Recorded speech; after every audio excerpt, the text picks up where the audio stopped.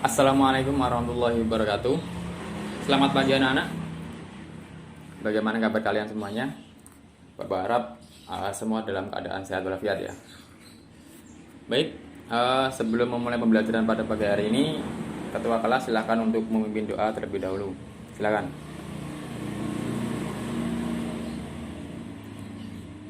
Selesai. Terima kasih kepada ketua kelas. Ya, selanjutnya Bapak absen dulu ya.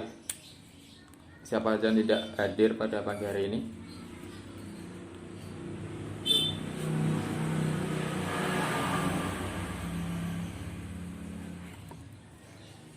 Baik, semua hadir ya. Nah, selanjutnya Bapak akan menyampaikan materi yaitu tentang sholat fardu 5 waktu. Apa sih yang dinamakan sholat fardu 5 waktu itu? Dari anak-anak mungkin sudah tahu ataupun sudah membaca dari materi.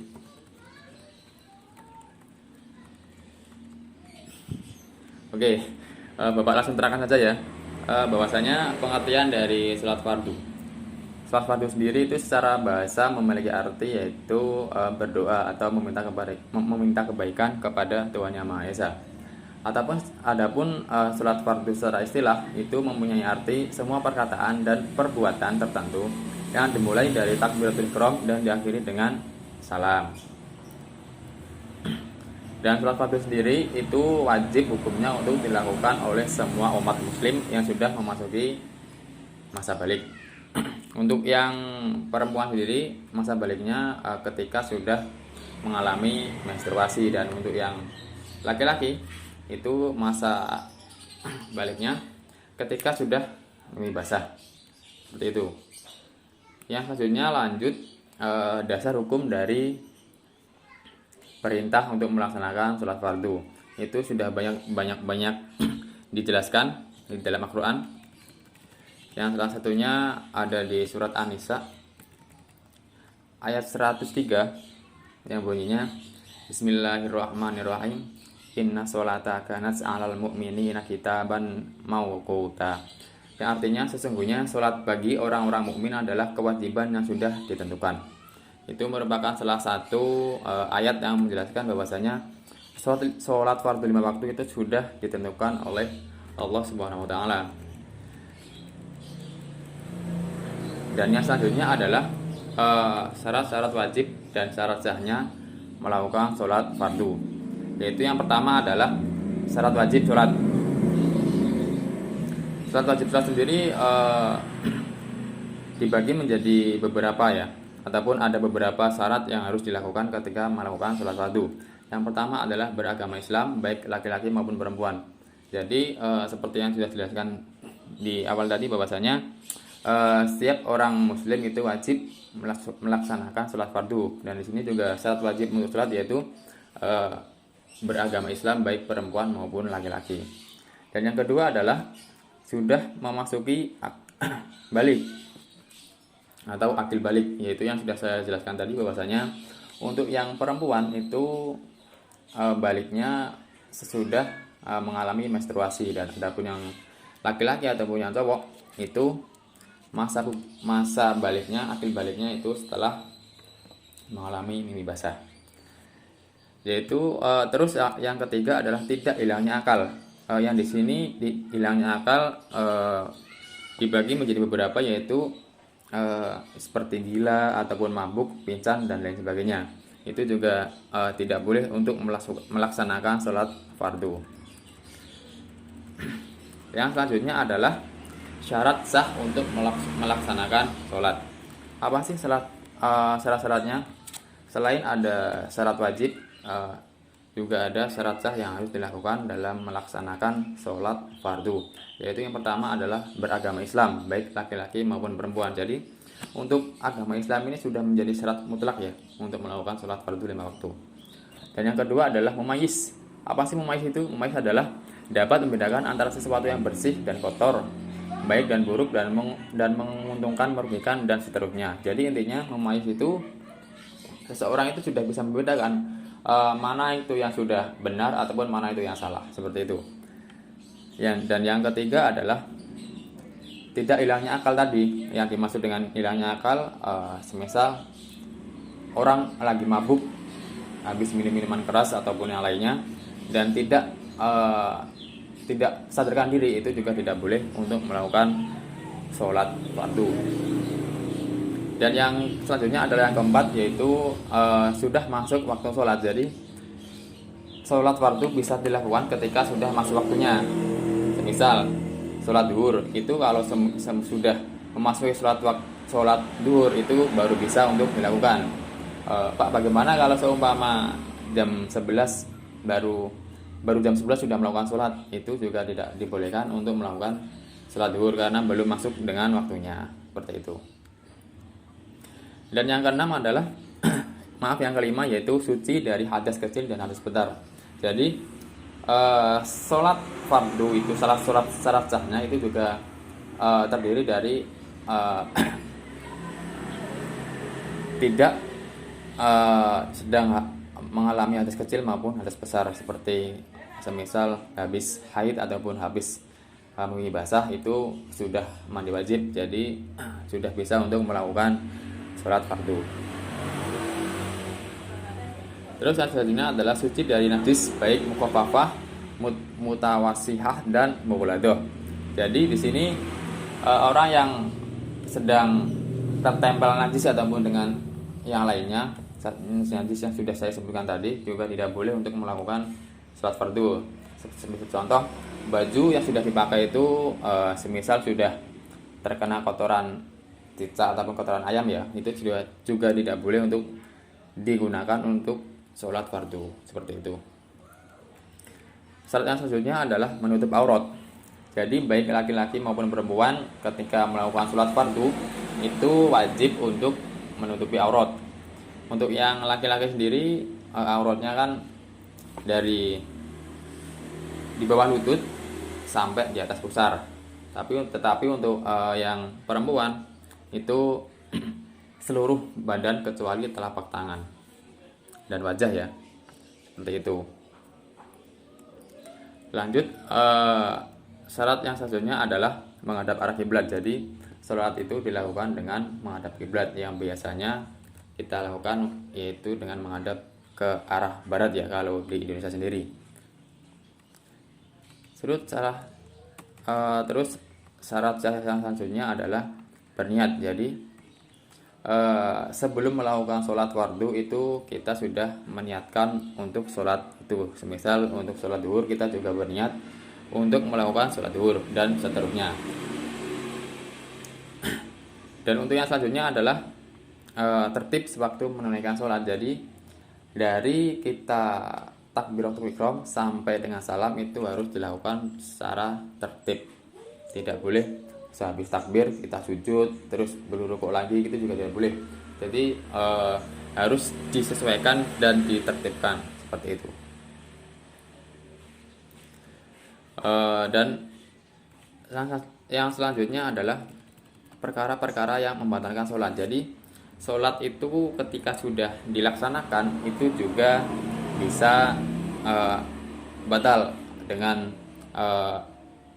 sesuatu yang sudah kita lakukan. Seperti contoh yang pertama adalah datangnya hadas kecil maupun hadas besar di tengah-tengah sholat. Jadi semisal kalau kita sedang melakukan sholat fardu, itu kita tidak sengaja untuk melakukan hadas kecil maupun hadas besar, itu pun juga dapat membatalkan sholat. Yang kedua adalah menempelnya najis yang tidak dapat dimaafkan pada badan.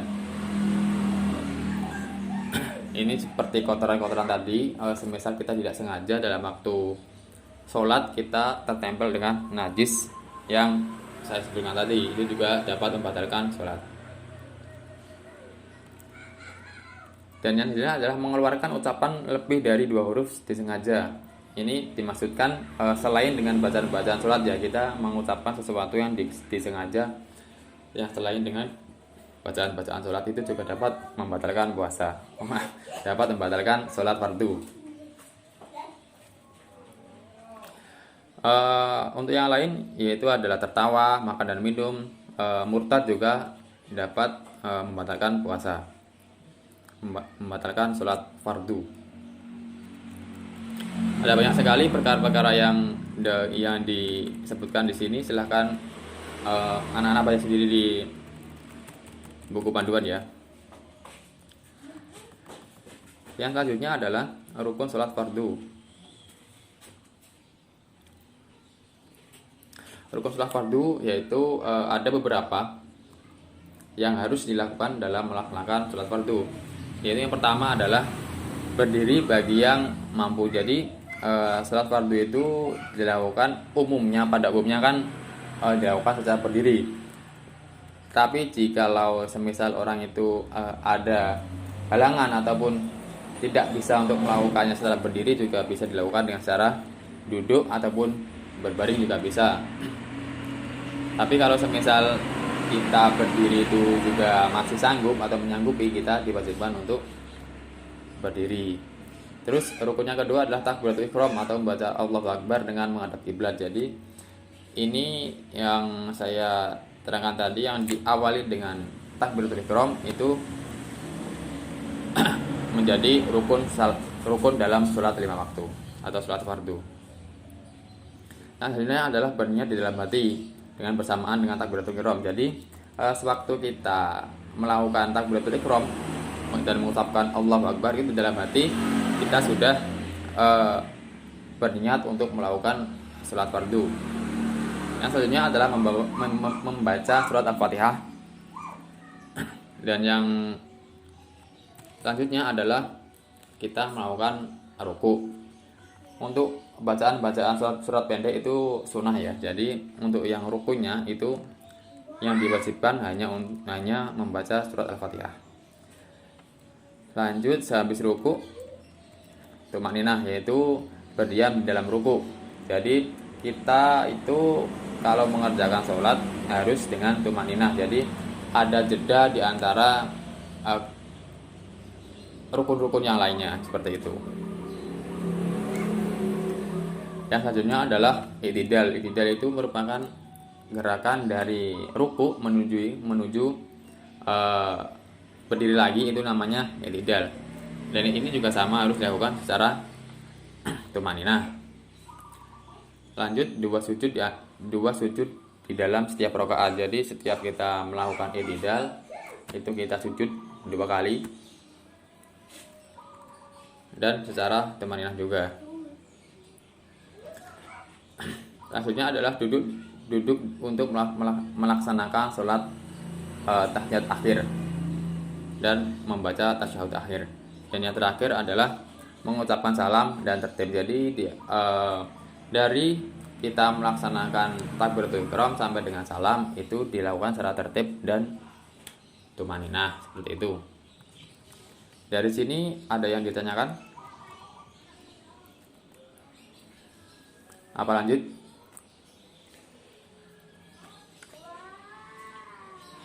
Lanjut ya.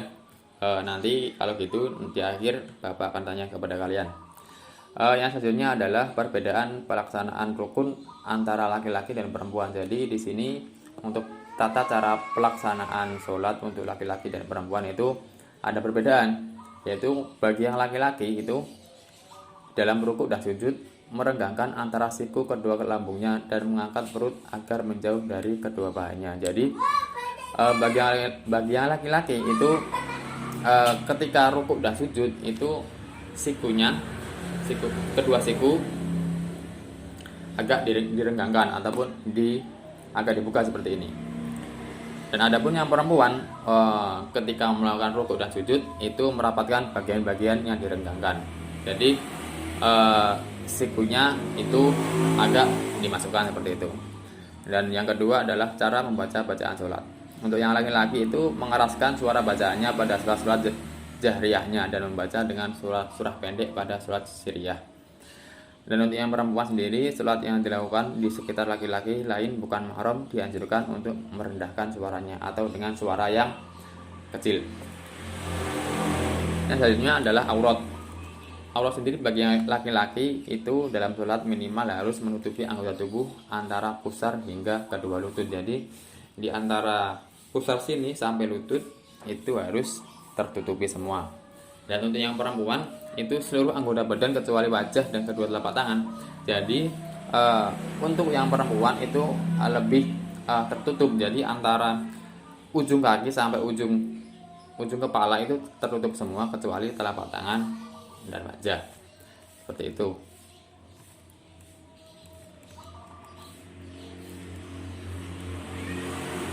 Adapun sunnah-sunnah yang dapat dilakukan ketika melaksanakan sholat fardu antara lain ada sunnah hai'ah dan sunnah ab'ad. Yang pertama adalah sunnah ab'ad dalam sholat fardu. Itu membaca dan duduk tasyahud awal. Tasyahud ini hanya berlaku pada sholat yang berjumlah rakaatnya lebih dari 2 rakaat seperti maghrib, isya, zuhur, dan asar. Dan tasyahud awal disunahkan membaca doa yang sama dengan tasyahud akhir tanpa selawat kepada Nabi. Jadi untuk yang sholatnya lebih dari 2 rakaat itu disunahkan untuk melakukan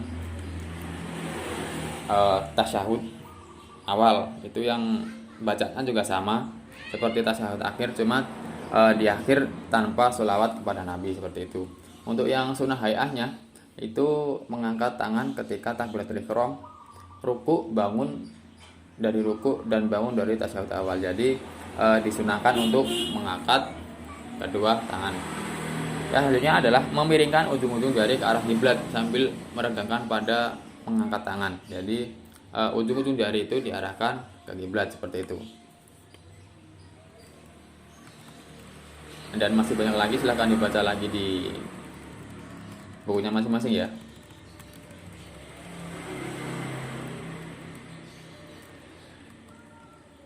Yang selanjutnya adalah hikmah dalam pelaksanaan sholat fardu 5 kali atau 5 waktu dari subuh sampai isya ya, 5 kali. Yaitu yang pertama adalah sholat menjadikan hidup menjadi lebih sehat. Ini juga sudah diterangkan di dalam Al-Quran, yaitu dalam surat Al-Ankabut ayat 45, yaitu inna sholatan nahwa an fahsya'i wal munkar, yaitu yang artinya sesungguhnya sholat itu dapat mencegah dari perbuatan keji dan mungkar. Jadi kita itu akan dijauhkan dari perbuatan-perbuatan yang keji dan perbuatan yang mungkar, seperti itu. Dan yang kedua adalah sholat fardu membentuk kedisiplinan individu. Ini yang dimasukkan adalah kenapa sholat fardu bisa membentuk kedisiplinan individu, yaitu melaksanakan sholat harus dengan niat semata-mata karena Allah Subhanahu wa taala. Tidak boleh ada niat untuk sembuh dari penyakit atau harapan maupun yang tidak berhubungan dengan Allah Subhanahu wa taala. Jadi kita melakukan sholat fardu itu semata-mata hanya untuk Allah Subhanahu wa taala, jadi tidak ada niatan-niatan yang lain. Jadi murni untuk melakukan sholat fardu 5 waktu, seperti itu. Baik,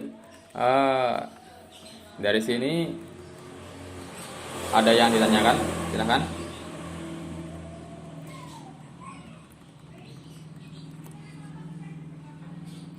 Kalau tidak ada, Bapak yang bertanya ya.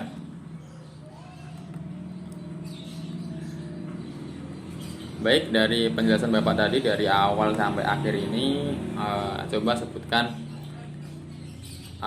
pengertian dari apa itu sholat fardu menurut bahasa dan menurut istilah ya. Silakan.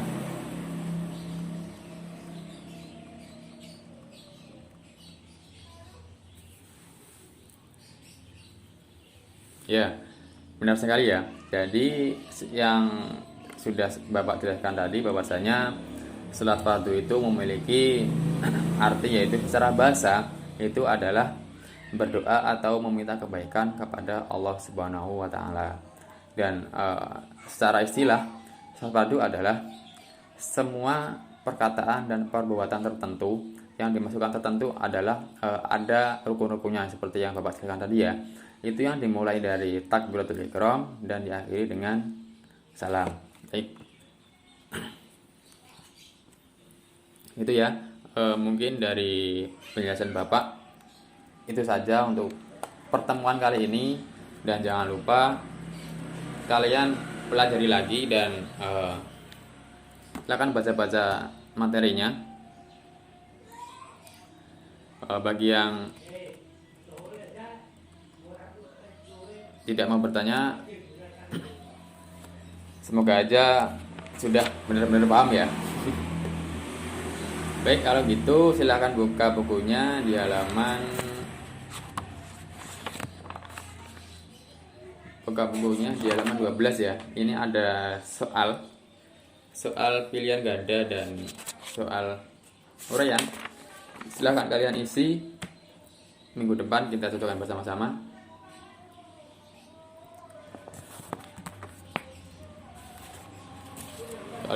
Kalau sekiranya sudah tidak ada yang ditanyakan, Bapak akhiri dulu untuk pertemuan pada pagi hari ini. Semoga apa yang Bapak sampaikan bisa bermanfaat bagi kalian semuanya.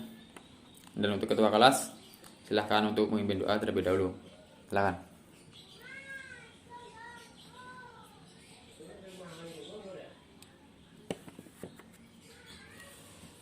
Terima kasih kepada ketua kelas.